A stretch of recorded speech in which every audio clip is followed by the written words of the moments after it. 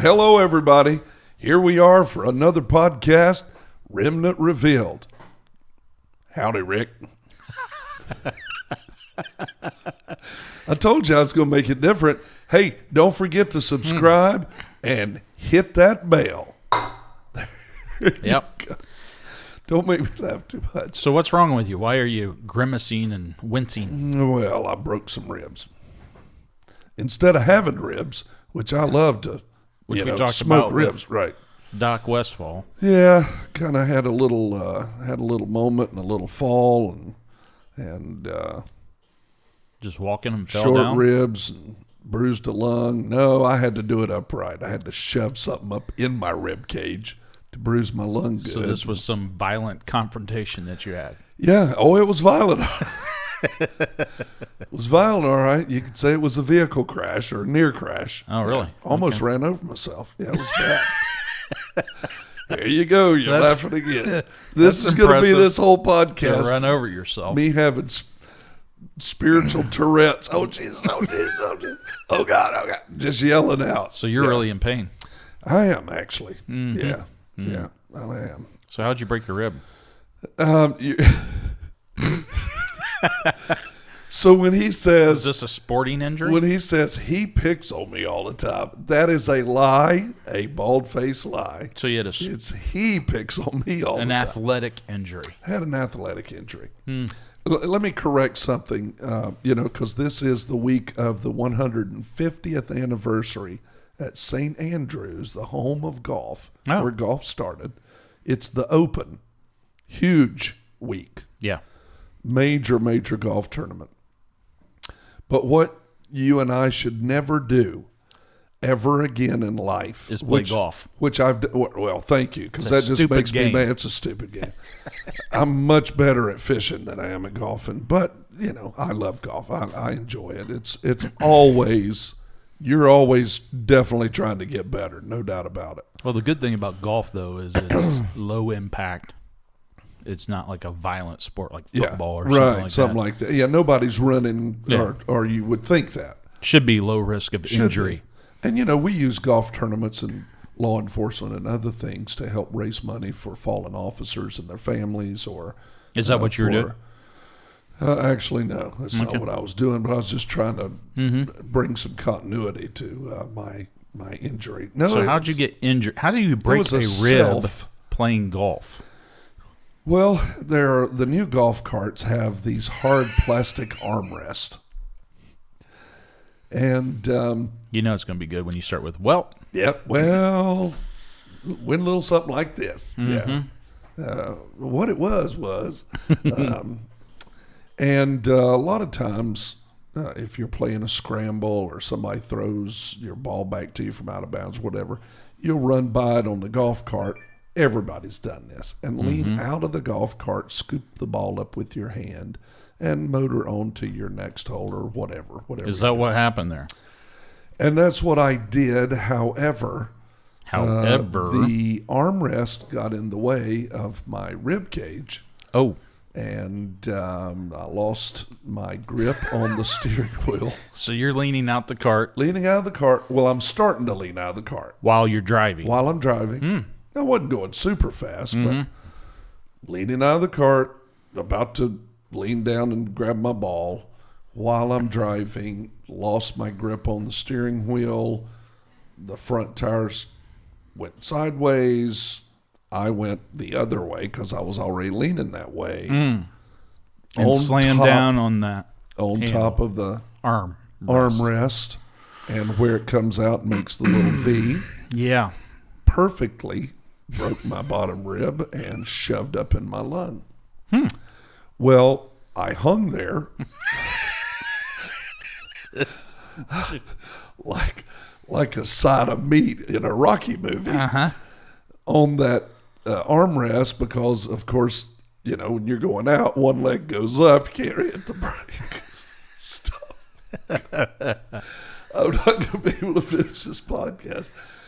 I'm going to need an IV by the time we're done here. But, yeah. So I got my breath and walked around for a few minutes. So you went right to the doctor. No. What did you do? No, because of This is like an interview, right. by It's the way, like the Hollands don't interrogation. quit, right? Yeah. That's our phrase. I taught the boys that from being little boys all the way up. That's how I survived cancer twice, and how we even became parents, and we just don't quit. That's our family's motto. You didn't quit playing golf when you broke your rib? No, I played 6 more holes. So thank you, everybody that's going, you idiot, you're right. It was very stupid. By the end of it, I really could not hardly breathe. But I played a good game because it made me slow down and not whack at the ball like crazy. And so actually, I did pretty good at the end. So that's a secret. Crack a rib. Crack a rib, you'll play better. Wow. So you're still in quite a bit of pain. I am, and I don't know. I may have rolled over on it last night or something, but it's been a little more sensitive this morning. But so if you scream out or wince or grimace, if I do that, this, yes, it's not Tourette's. It's just that I'm in pain. Pain from your injury. If I cough or whatever, yeah. So I apologize to everybody watching. We love you. Please don't hang out of your golf cart ever again. No, I was not drinking. I've been asked that question inside more this the cart. Week. That is correct. All right. Just stop the cart, get out, bend over, pick your ball up, get back in the cart. That should be the best process.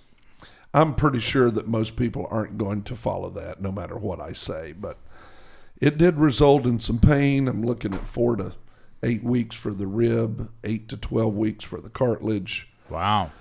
And trying to breathe. Nothing you can really do for it. They don't even wrap you anymore. As a matter of fact, the doctor said you need to breathe as deep as possible, which, by the way, hurts like crazy. But you need to breathe as deep as possible so you don't get pneumonia in that lung. Oh, thank you very much. So, yeah. You know how to have fun. I do. Yeah, it's a party, but nobody ever comes to my parties. I wonder why. The good thing is it doesn't keep me from drinking coffee. No. And we've got plenty more here. And we got plenty more. We got cheers to you. Yeah. And thankfully, we're doing good. Well, while you were out, being the fine athletic supporter that you are. Careful. Careful. I ran into an old friend of mine that's a retired officer. Yeah. And he also happens to be the commander, the department commander for the state of Indiana for the American Legion. Oh, wow. And so Mark there gave me an American Legion coin, challenge coin. That is a very nice challenge coin. From the commander of the Indiana Department of Indiana, American Legion. So shout out to all of our members of the American Legion and all that they do. And all of our military, if you're watching. And now and they also honor law enforcement. That's awesome. In all their different districts and areas, they seek out law enforcement officers and honor them for different work that they do and whatnot. So it was good seeing him, but also good to see that he's still giving back through service through the Legion. That's awesome. And, there's a lot of cops that started in the military as military police. Well, and we also, sometimes people don't know this, but we have American Legion posts that are police posts. And often at maybe like at FOPs or police union halls or whatnot, and they meet there. But it's an American Legion police post. Okay. I actually just saw one on Twitter. I think it's a newly established one in the Central Park area in New York. Oh, wow. It's the NYPD Legion post there. So how about that? Pretty neat to see, and it's a way that officers who are military veterans and whatnot also still stay connected. Yeah, that's it's a nice connection. That is a nice connection. Shout out to all those folks. We also had the opportunity. We've talked about it a couple times on the channel here, but we also recently had an opportunity to do another assembly day of trauma kits. Yeah. For officers throughout our state, but really the Midwest. Here's one of those kits there. And this one was hosted by the team members, different employees at Lucas Oil. Oh, wow. Which is a well-known oil distributor throughout the country and also a big supporter of professional sports here in Indianapolis. They have the name of the football stadium for the Indianapolis Colts here, and do all kinds of things to support law enforcement and great patriots. And they came together and wanted to help provide an opportunity and a location to assemble these trauma kits. And we did a couple hundred of them, so that's a couple hundred more kits that will be going out to officers. And I thought maybe today we could show a little bit about the trauma kits so that people know exactly what we're talking about. They're very basic kits, but have saved hundreds of lives now. Oh, my. It's like over 400, I think. And, yeah, that's right. And we know that we have officers that sometimes work in smaller agencies, and they may not have the resources to have these kits provided to them.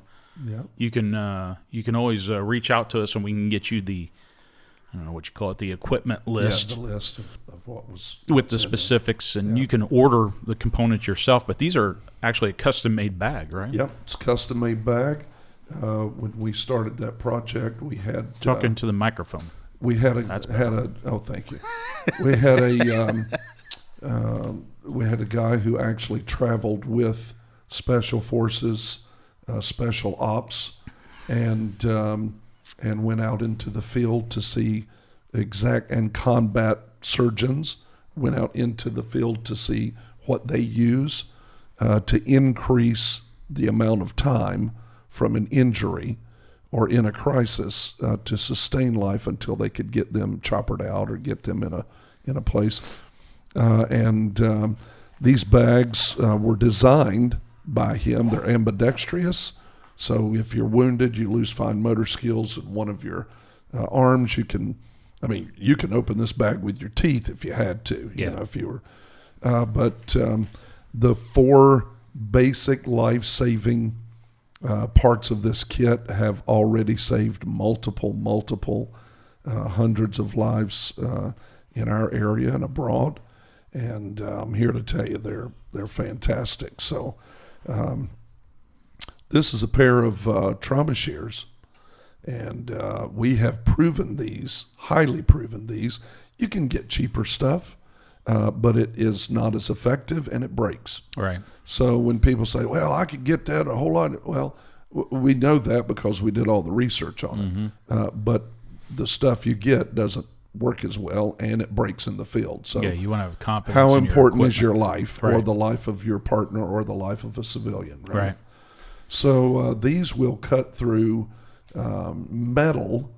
I have personally cut through metal over 98 times. Yep. With one pair with the of same shears. pair of trauma shears. And I would still not want you to take and put my finger in one because it would cut it off. So that's important because it'll cut through the Kevlar on the body armor. It'll cut through the leather on a duty belt or boots. Absolutely. Cut through seat belts, clothing. Without a lot of trouble. That's right. That's right. So those are excellent. I'll lay that right there. This, of course, is called an Opie Airway. And if you have someone that's not responsive, totally unconscious, if they're conscious, they'll let you know if you try to put this down their throat because they'll start gagging. But if their gag reflex is gone, to keep their airway open, this goes in, then you turn, it sweeps the tongue out of the way, and then they breathe past that. You can see that little ridge. Gentleman fell out of his van, dying of a heart attack. Non-responsive, an officer used this, went down into his throat, swept it out of the way, got him to the hospital, and he survived. That's right. It's about a 29-cent piece of plastic that saved his life. Saved his life. This, of course, is one of the most, if not the most important part of the kit. It's used the most, used more than any other part, and that is a cat tourniquet. And it can be self-applied. We always ask officers to stage this, to get this out in a loop, because once you lose your fine motor skills, you don't want to try at that time to try to get everything staged and ready because it's too late. So we ask them to pull this out. It's got a little red spot there that tells you where the front of it is, and then they can slip that over their leg or slip it quickly over an arm pull it down like that real quick, close it off, and then it has this handle. I can see I'm really encouraging you. You're getting more coffee.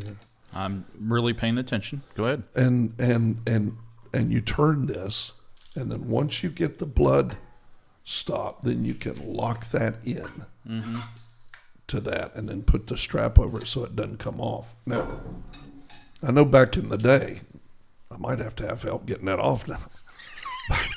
I don't need another injury.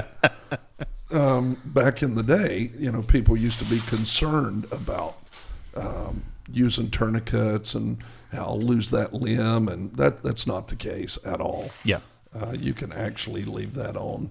Doctors will leave that on sometimes for hours. Well, if I can tell you about that, our officers that have been using them here in the Midwest and central Indiana, we've been able to demonstrate and show that our officers are applying those so well to themselves or to others that once they arrive at the hospital and then they need follow-on emergency trauma surgery, the surgeons are leaving those tourniquets in place because the officers have applied them so well. And so they keep them on throughout the surgical procedure and everything else. That's awesome. Yeah. This is called an Oleas bandage. We actually started out with what was called an Israeli bandage, right, that had a coagulant in it. Right. And surgeons told us that they didn't like those because they had to clean too much of the flesh out. Yeah, let's talk about that for a second because sometimes I see guys with kits. They're usually pre-made kits and ones that you buy online. Right. Somebody's marketing, trying to sell, whatever. And a lot of people think the more they throw in the kit, the more they can charge. And but a lot of that stuff just gets in the way, and it really could prove not to be useful. And what the surgeons told us is the clotting material that you'll see a lot of times it's sold and marketed.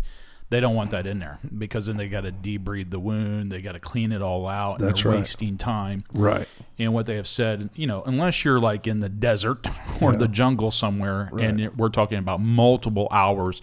Let's say you're out in the middle of Alaska, right, and it's going to take you multiple hours to get an injured person back. Then maybe you consider something like that. But otherwise, urban and rural environments, if you can get to a trauma center relatively quickly within an hour or two or less, they don't want it.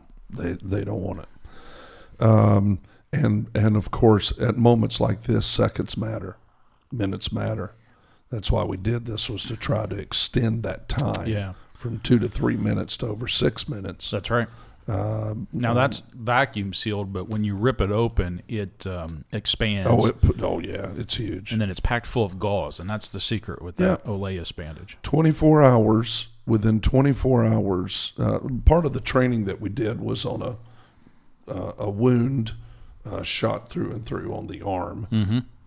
And we used this bandage to show how the packing of this bandage comes out. It's microfibered, and you can actually double stuff a wound. Yeah. And then it's got an ace bandage with little cleats on it.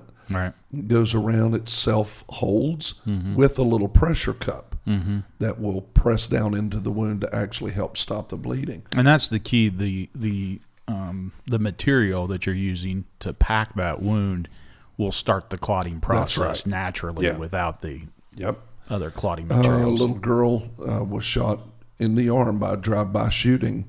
Within 24 hours of handing out this first kit, saved her life. That's right. So these are very, very important. You don't need to put a bunch of, like Rick just said, you don't need a bunch of stuff in this bag. You really, people go, only 4? Yeah. That's all you need. You're not trying to play EMT or be a doctor in the street. We wanted you to stay doing your job. This helps you put something on yourself or on a partner or on a civilian, but still be able to keep situational awareness, very focused in what you're doing. Keep your hands free as possible to handle whatever you're dealing with in that moment. Well, and once that folks see, it's like this back to basics concept, right? Yeah. And once folks see that, then they see that you can very affordably have these kits. Now, what's interesting is we've got these 4 components, but the most expensive part of the whole kit is the bag itself, because it's custom made for these contests. That's right. And so again, this isn't an off-the-shelf corporate thing that you buy. This was brought together by experienced officers, seasoned officers in the field, medical professionals, trauma surgeons, range instructors, everybody that worked together, came together to identify these 4 components in this specific bag to hold them. That's correct. This bag, this has MOLLE clips on it, clips to your headrest. We, as you know, you train and help the guys to know to put it on their driver's side, passenger side headrest. Sorry, but it pulls off, and this is like a little small football. So you can very easily, you could tell a civilian or your partner where this is in your car or in your SUV. You can tell them, grab my trauma kit, it's got a red handle, just grab the red handle and jerk, comes off. If a guy's pinned down somewhere, or a gal, you can throw it to him. You can slide it across the floor. You can slide it, you can pitch it, and get what they need in that moment to save their life. So it's extremely, extremely important. I remember when we were doing the research on this, I got pushback on how much it would cost for one of these kits. By the time we were done, it was going to be like $135. And then, of course, if we bought more, we got the price down some. When I started doing my research, the statistic is that a man or a woman who would murder a police officer will spend an average of 13 to 15 years on death row if they get the death penalty, at a cost of $98,000 a year. And that officer's life could very well have been saved with $135. Now it's down to like $100. $100 a kit. $100 a kit. That officer's life very well could have been saved, and they have been already, by this $100 kit. Yeah. Right? So so when I was talking to some of those who were talking about helping to assist in some of the finances, I said, okay, well, $98,000, you do the math. How about $98,000 for 15 years, not counting the trial and what the city's going to pay for the trial? $98,000 for 15 years versus $100, and the elements that you may have to keep up in the kit. Yeah, and since that occurred, so, an interesting tidbit is this is one of the ways that you and I met. It is. We actually met to talk about this issue of spiritual conversations in the law enforcement profession, trying to find somebody who could help facilitate that. And in that conversation, we started talking about these kits, and unbeknownst to each of us, we were each independently and with other people working on this concept. So we figured out you were trying to get a couple hundred. So I said, well, let's work on it together. Instead of 200, let's do 1,500 for all the officers in one agency. And we believed God for that. And we were able to raise an initial $150,000 to get those kits. That was the awesome. Since then, we've raised a total. Now I think we're approaching $400,000 or more, $400,000 or more. And we've equipped every officer in a major metropolitan city, then every officer in all the surrounding counties of that city. We're now moving throughout the state, and we're seeing officers buy these on their own, order the contents and put them together on their own and using them around the country. So it closes up in a very small kit like that. It's very affordable. It's $100. We share that not to sell them, but just to show officers you could buy one of these yourself, the contents, and put them together. And then what we do is we just want to know about the lives saved with them. That's what we like to hear about, is the good stories. Right. There's been more civilians saved with these kits than officers, and officers have had to use them a lot on themselves, but even more so on civilians, and many lives that would not still be with us today had it not been for one of these kits. So it's $100. We could probably put some content information down below the video here so people can look it up. But a lot of great success stories from that, and I'm sure it'll continue on. Now, what we do, officers will appreciate this, but when we raise the money and get the kits provided free of charge then to the agency, the officers in the agency, we make an agreement with the agency. One, you have to train your officers on them. That's right. And we have a specialized training. And the good news is it really takes an hour is all it takes to be trained on all the contents. But then the agency, the city, the town, they agree to take on the replacement cost. So if you use the tourniquet in there, they provide the replacement tourniquet, take it from there. So it's really seeding those projects and getting them going, and hopefully we can continue to see it expand out. Now, here's the thing that I advocate for, is there's no reason why these can't be in our schools and in our businesses and every place else. People kind of look at me strange, but we're teaching kids how to do CPR. We've taught children how to utilize AEDs. There's no reason why we can't teach them, and we know that children can learn to apply tourniquets, do the bandages, and all these things. And it doesn't have to all be about violence. I always say this: you could have one of your children could fall through a plate glass window at school, absolutely, cut an artery, fall off of playground equipment. You're going to want somebody with one of these kits there with them. Now, here's the good news: the infrastructure is already in place for this. If we get the kits into the schools or the place of business or the church, the house of worship, all those places are required to have AEDs. They have the AED boxes mounted on the walls. Here's the good news. Almost every single one of those have plenty of room in the box where you have the AED to also put one of these kits in.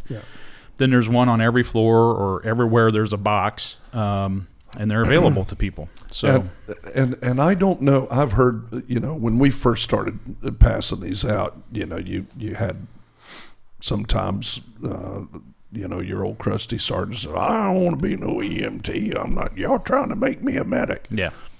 And our statement to them was no, but I don't know of a cop that I know or have been around that hasn't been on some kind of a crisis scene that afterwards with tears said, "I wish there was just something else I could have done." That's right. While they just had to sit there and pat the individual, knowing that if they had one of these elements in their hands, they could have at least done something to start the process. Instead, they had to say, what?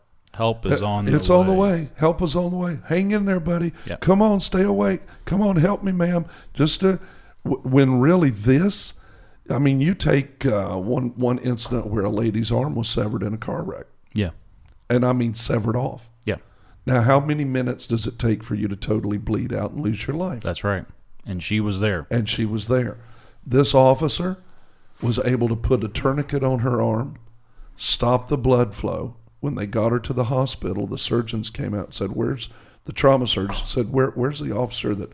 And they told him straight to his face, "What you did saved her life." That's right. The ambulance could not have gotten to her fast enough. The rescue squad could not have gotten to her. So I'm telling you, that officer gets to go home with peace of mind. It's not about getting credit or anything like that. Peace of heart. Peace of heart to go home and know that just having that one part saved her life. Man, what a story. Right? And for officers, the nice thing is we talked about you could have these in every AED box, so you know where it's at all times, right? Same for your squad car. We trained to place them on the support post of the headrest on the front passenger seat. You could put it toward the front or toward the back if you're a single or two-person car, two-officer car. But with that, then we all have them in the same place. So if I'm on a traffic stop and I go down and you pull up on my stop and I'm down, and to save you from running back to your car, you can just go right to my car. We all know where the equipment is. They know where they are. We're all trained the same on it. Yep. You think about officers that are working in smaller agencies and they're dependent on one another from different agencies. A sheriff's department with a small town, maybe a constable, a marshal, whatever, state trooper comes in. They all have the same equipment, all trained the same place in their cars. There's a lot of power in that. Absolutely. And you can also just tell civilians as well, like you said, get my kit, and they can see where it's at. They can see where it's at. That's right. You talk about counties and deputy sheriffs. The agency I was with in Ohio, 400 square miles, right? Mm-hmm. That's a big piece of land. Mm-hmm. And you have deputies out there that are in their car alone. And this could be the difference. And, I mean, it's going to take time to just get to you if you're in an altercation. That's right. This could be the total difference in life and death for you. That's right. So get with your agency. If you're watching this, go to one of your command staff and say, hey, saw this on a video. We need to get this in our agency. Yeah, and reach out to us. We love helping out. Oh, listen, and we have absolutely to get these. And again, I want to give a big shout out to Lucas Oil. That was another business that has stepped forward. Yeah. They've said, hey, we want to help assemble these. That's a great thing. You engage folks in the community. They get to assemble these, and they put them together. And then guess what? When they hear that a kit was used in the nightly news, they hear a kit was used and saved a life. Every person that assembled a kit, what do you think they say? I wonder if that was my kit. And now you've got this connection between the community and the police and the community. Yeah. And so just a big shout out to Lucas Oil. Also my buddy Pete there, who I got to meet through that experience. Yeah. Hey to Pete. I know he said he's going to be watching the podcast. And just so everybody knows, this is not a commercial. No. We do not get one dime or 1 cent from anybody anywhere. Mm-mm. We do not get a dime from or any money for these at all. The putting of them together, the purchasing, all the money that's given, if money's given, goes directly to the putting together and assembly of these kits. Many times volunteers, just like you're talking about, get together, have an event, put them together. It is totally done at the free will and the heart and love of people for officers and the community to say we love you. And I'm telling you. Well, and those kits could be out. I always say we like to think big around here. And, the Indianapolis Colts, they helped provide many kits. They made significant contributions to this project. What if every major NFL team or sports team in your state said, hey, we're going to take care of making sure every officer in our state has one of these kits? Before you know it, thank you. Our nation's covered with them. And think about the number of lives that would be saved just by having a $100 kit. Thank you very much. Priceless. And it saves tax dollars. That's right. Because you're not housing a murderer. Or the medical costs that have to be paid for. Thank you. So, man, I just don't think you can go wrong in any way, shape, or form. Well, and here's the thing. That's a physical trauma kit. I was just thinking that. You would steal my thunder, aren't you? Go ahead. What we talk about on this channel and this community is what R&R is, Remnant Revealed, is providing a spiritual trauma kit. There you go. And so hopefully people see the crossover there of what we're doing and what we're talking about. That's right. Go ahead. Sorry to steal your thunder. No, you said it now. It's not even right. You made my side start hurting again. Yep, you did it. Well, I have a thought about a scripture here today. Lay it on us. Talking about our spiritual trauma kit. Yeah. Because a lot of times officers come to a scene. Let's say they were coming to a scene where this is needed, right? And they're abrupt, they're strong in telling people what to do. They step in to command the situation. Officer presence, strong verbal commands. Direct commands. And people get almost offended sometimes by that, right? Well, they do. And what's interesting is we train our people to do that. Yeah. Because in a crisis, that's what you need. So you'll hear an officer say, put your hands up. Do it now. Yeah, do it right? now. Yeah. People say, why are they, being, well, those direct commands cut through all the clutter that's going on and really help the person focus on that and do what they're directing them to do for their safety and the safety of others. Or they say to somebody, get back, get back, get back. Yep. Because they're having to look at the entire scene in a very spur of the moment, think of where an ambulance needs to be, a fire truck can pull into. How many cars are there? How many people are wounded? Who is the worst? Who can we triage first? Who needs to be extricated from a car? Who caused this? What are the causes? Is there any danger to the public and to myself and the personnel of rescue that's coming? Well, and let's make a connection for somebody who's not in law enforcement. Why is that so important? Well, here's the key, and people see it more and more these days.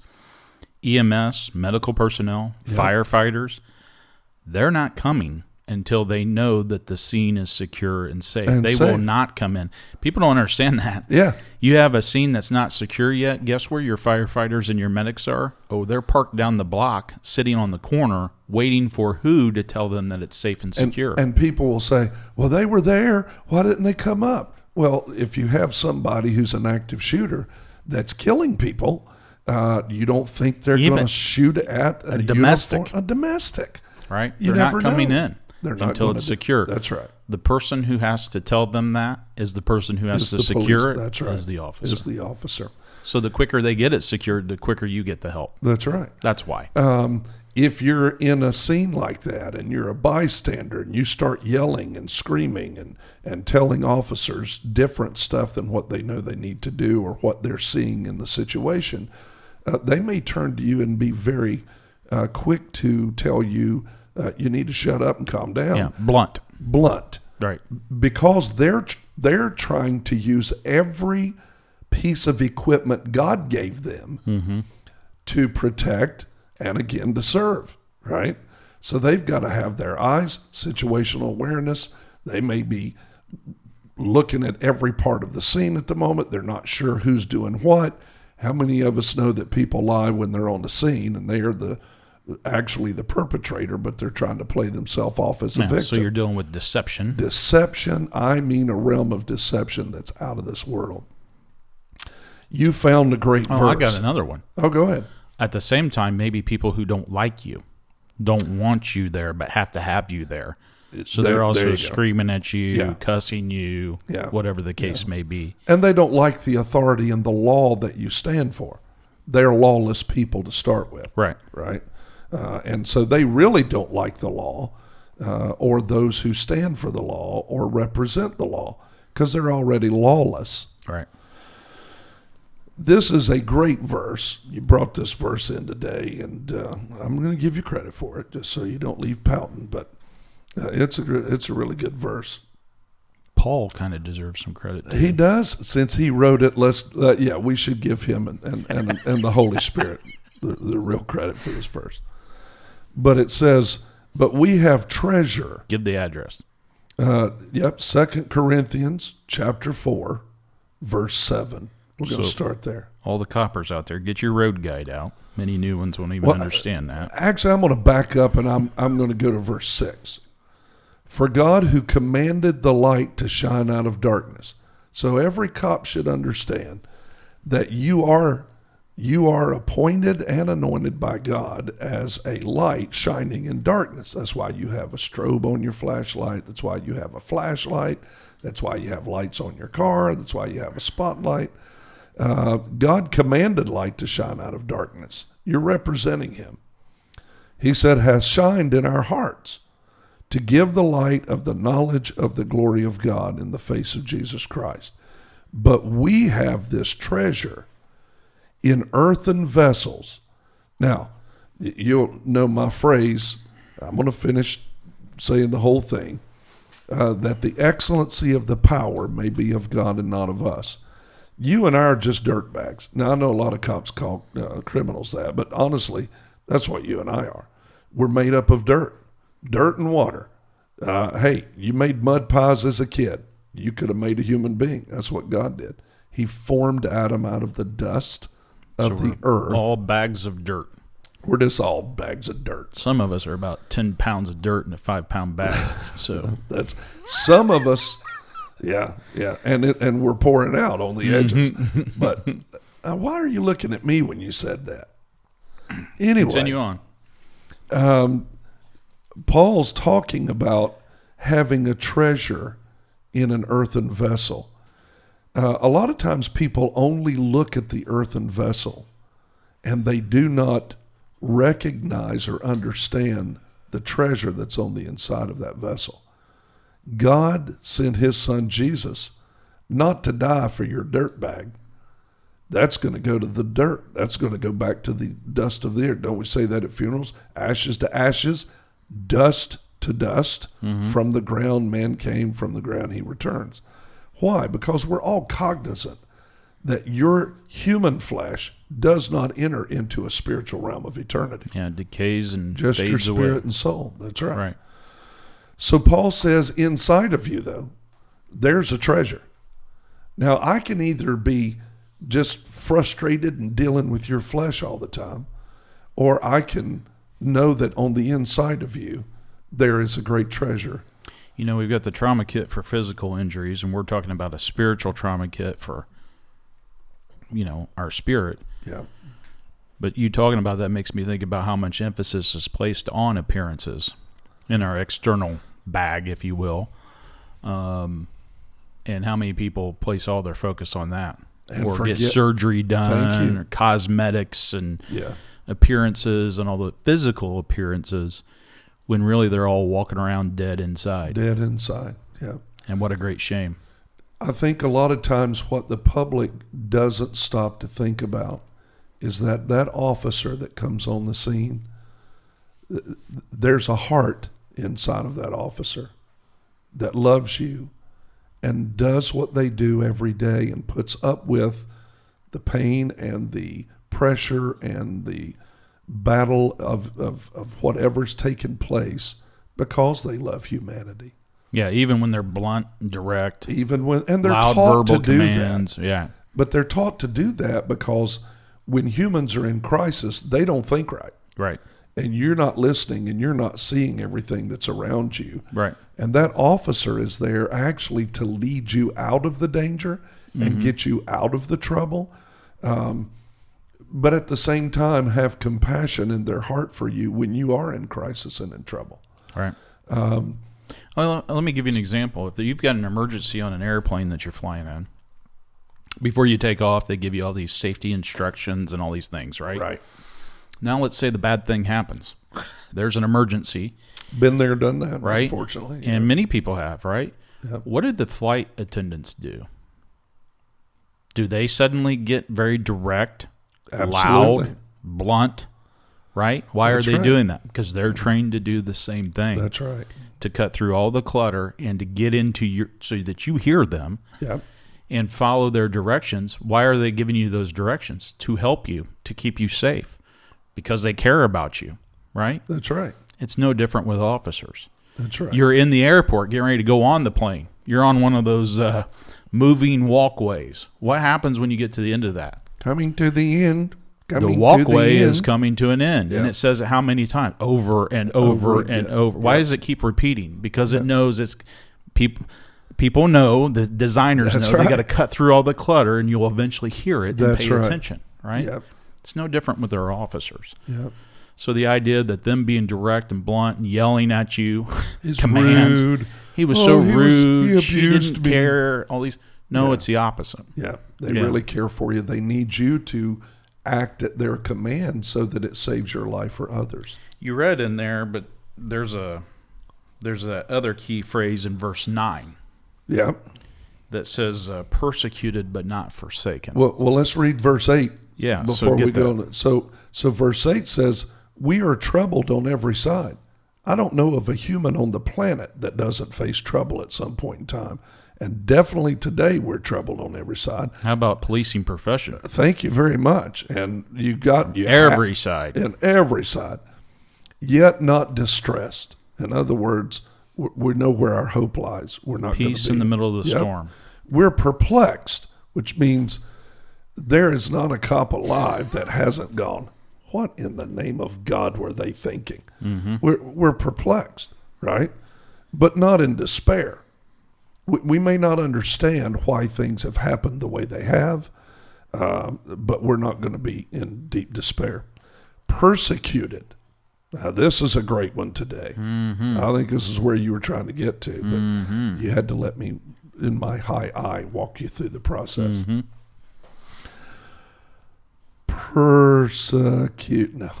Persecuted, but not forsaken. Now that's a powerful statement. That could be a motto. Oh yeah, that should be on every car. Law enforcement. Persecuted, but not forsaken. Because protect and serve on one side, right. and persecuted but not forsaken on the other. And that's such deep hope when you know God, you walk with God. You can go through hell. I've been in many different countries under many different circumstances. I've been with people who are being persecuted for their religion or who they are.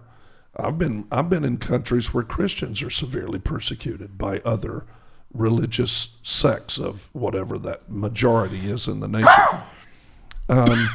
I've been in countries where people were severely impoverished. They're persecuted by poverty, and yet have some of the greatest depths of joy and laughter, starving to death. I mean, everything, disease, everything, and yet have a great peace in their heart, hug you full of love. They didn't have anything, but what they did have, they would give you their very best. Excuse me. This word, this phrase, persecuted, but not forsaken, that can only pertain to the deepest level with Jesus Christ himself. Because everybody can forsake you, everything in your life can fall apart. You can be persecuted by the worst of the worst, like some of these hate groups and people that just hate cop. It's not that they just hate the cop. They hate what the cop stands for, right? What the officer stands for. Absolutely persecuted for it. Rocks thrown at you, Molotov cocktails, gunshots down the street, shot at. What's the statistic currently on ambushed officers? It's up 127%. Say that again. 127%. Up. It's up. Yep. 127% of ambushed officers. That I would call that persecuted in a severe way, right? Right.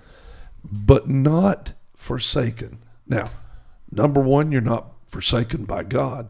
Number two, you're not forsaken by the public that loves you, wants you, the citizens that care about you. And of course here, we do our very best to be a loud voice as possible to say how much we love our cops around here.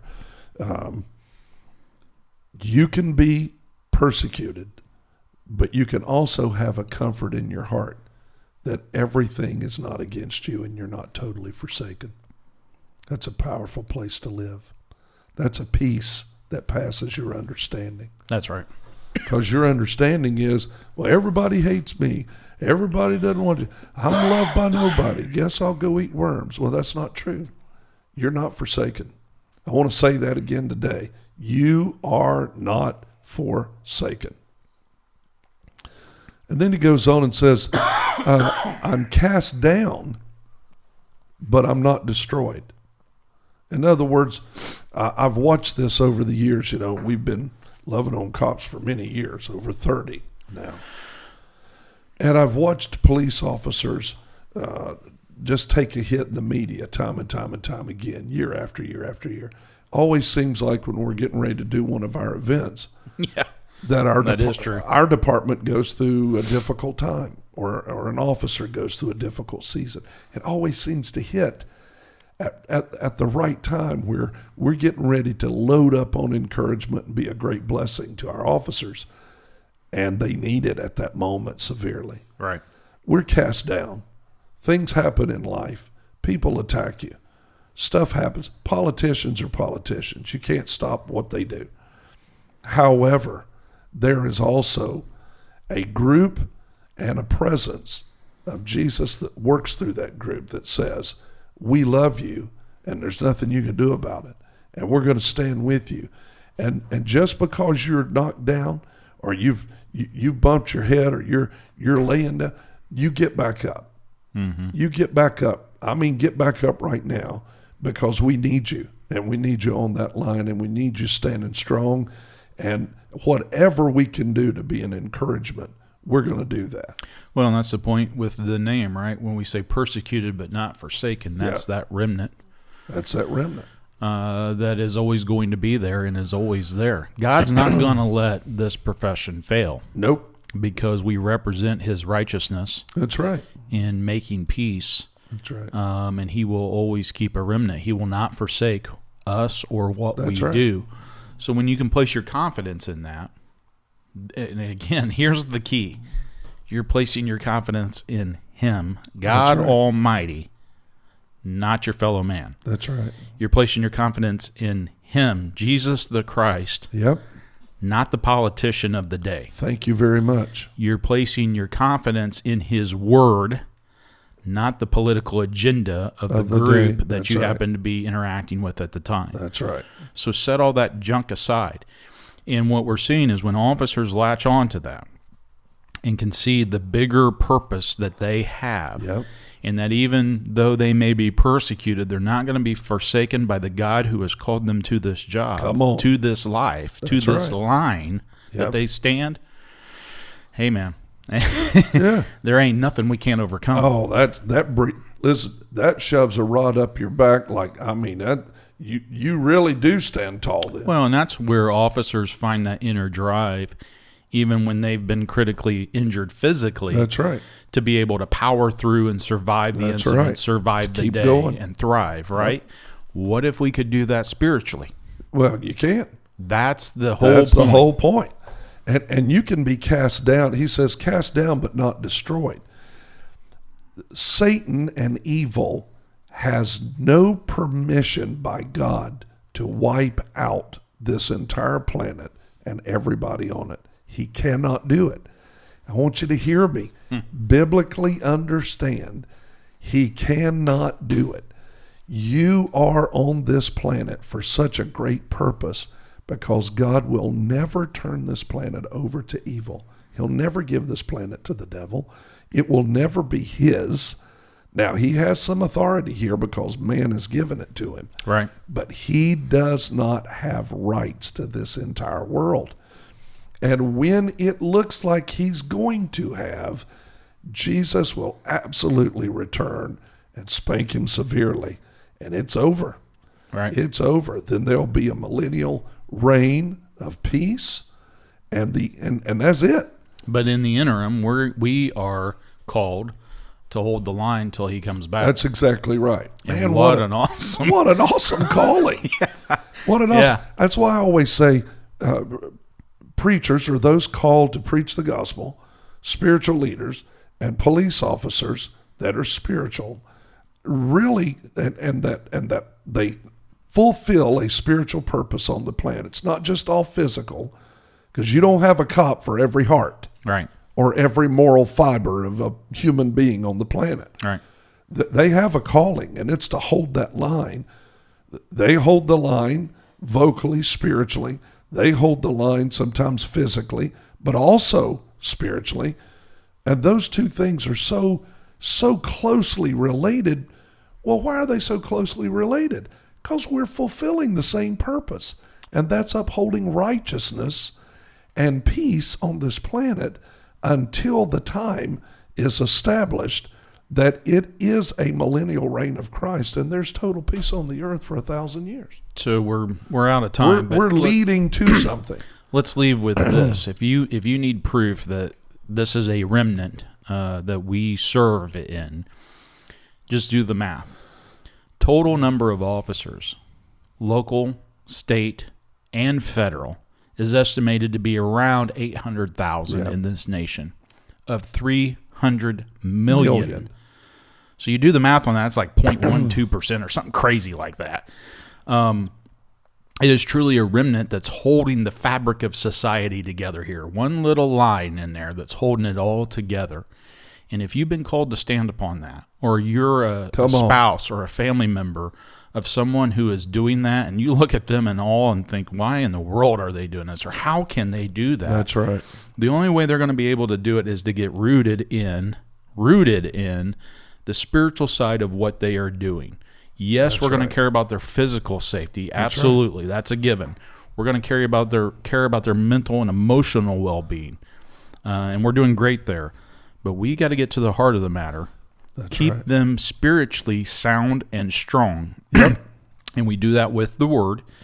And hopefully we're able to play a small role in that with this channel and this community that we're establishing here. Because that's the heart of the warrior. That's right. That truly is. You don't know where when we talk about my injury, where I got the attitude of the Hollands don't quit.